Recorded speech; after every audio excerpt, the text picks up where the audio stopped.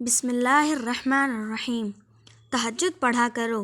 حضرت علی نے فرمایا، لا حاصل کو اگر پانا چاہتے ہو تو تہجد پڑھا کرو، کیونکہ جو نصیب میں نہ ہو اسے تہجد کی دعائیں مقدر میں لے آتی ہیں۔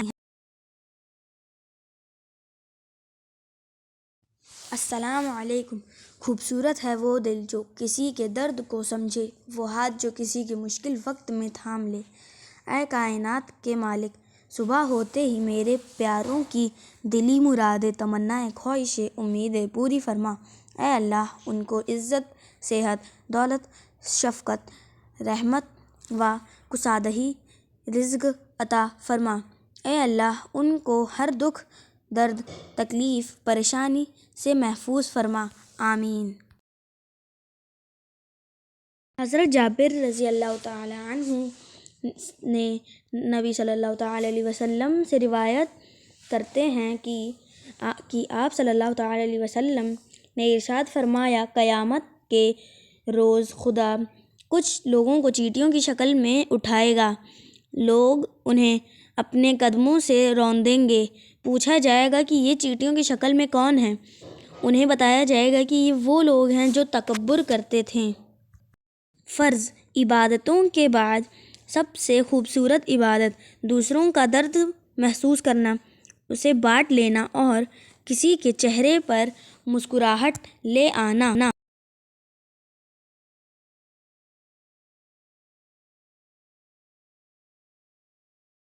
صلی اللہ تعالی علیہ وسلم نے فرمایا، رزق کے بارے میں کبھی یہ مت سوچنا کہ وہ دیر سے پہنچا، کیونکہ کوئی بھی بندہ اس وقت تک نہیں مرے گا جب تک وہ اپنے رزق کا آخری لقمہ نہ کھا لے، اس لیے حلال لو، حرام چھوڑو۔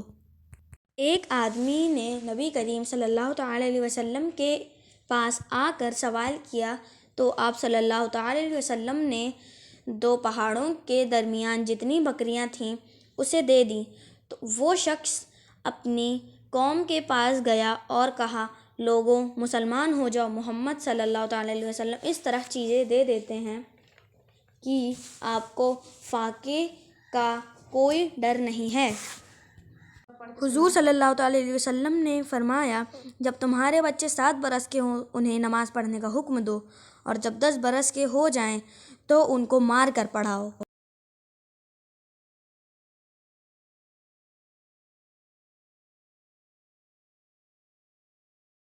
وقت پر نماز پڑھنے کی اہمیت۔ فرمان مصطفیٰ صلی اللہ تعالی علیہ وسلم، اللہ جل جلالہ فرماتے ہیں، اگر بندہ وقت پر نماز قائم رکھے تو میرے بندے کا میرے ذمہ کرم پر عہد ہے کہ اسے عذاب نہ دوں اور بے حساب جنت میں داخل کر دوں۔ قبولیت کا یقین رکھو۔